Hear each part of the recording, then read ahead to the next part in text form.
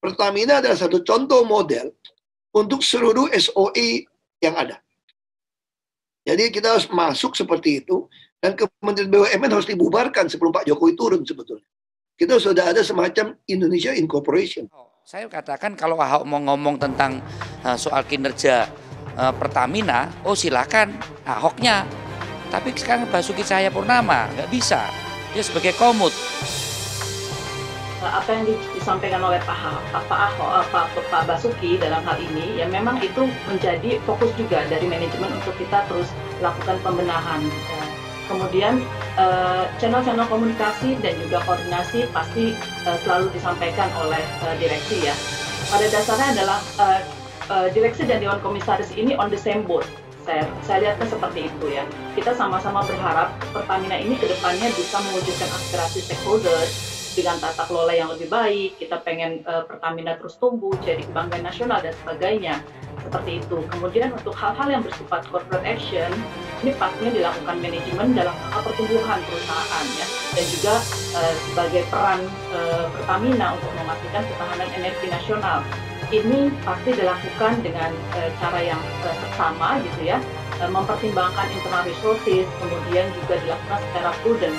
Jadi semua pastinya akan dilakukan dengan pertimbangan yang baik oleh manajemen dan dikonsultasikan kepada Dewan Komisaris maupun kepada pemegang saham sesuai dengan porsinya masing-masing.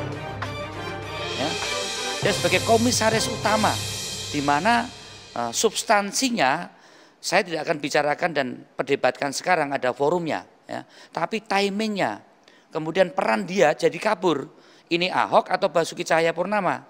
Kalau Basuki Cahayapurnama mempunyai kesempatan untuk melakukan fungsi pengawasan sebagai komisaris adalah di rapat-rapat antara komisaris dan jajaran direksi. Lebih tepat lagi kalau itu di RUPS dengan kuasa pemegang saham atau pemegang saham yang ada. Ya. Mengenai substansi yang disampaikan beberapa hal yang terkait dengan unek-uneknya dia yang dia tumpahkan ke publik lewat YouTube, ini jelas tempatnya salah, mekanismenya salah. Etika pejabat publik tidak bisa dibenarkan. Mengenai kontennya, saya kira silakan kalau itu harus dibicarakan di dalam internal Pertamina dengan forum-forum yang ada. Dan kami di Komisi 6 membicarakan itu juga. Ya. Kita tahu kok bahwa ada persoalan yang mendasar di Pertamina. Ya. Tapi mereka bikin gaji pokoknya gede-gede semua. Jadi bayangin orang kerja sekian tahun bisa gaji pokok 75 juta, dicopot nggak ada kerjaanmu dibayar segitu. Dikasih jabatan gila aja nih, terus saya rasa bisa dituntut. Nah itu yang kita lagi ubah sistem itu. Tentu kita lagi ubah juga, sekarang kita kerjakan tentu transparansi. Hampir semua berita lelang ada di website. Makanya kita masih ngancam pecat mereka. Dulu kalau jadi bupati, gubernur, saya pecat langsung. Mau dari lurah sampai atas, kalau kamu nggak benar saya pecat.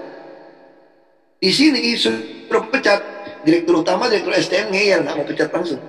Pertamina adalah satu contoh model untuk seluruh SOE yang ada.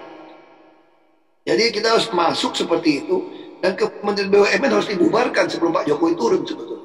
Kita sudah ada semacam Indonesia Incorporation, macam Temasek. Yaitu dalam konsep pemikiran yang kita bawa. Ini mudah-mudahan belum dipecat aja gitu.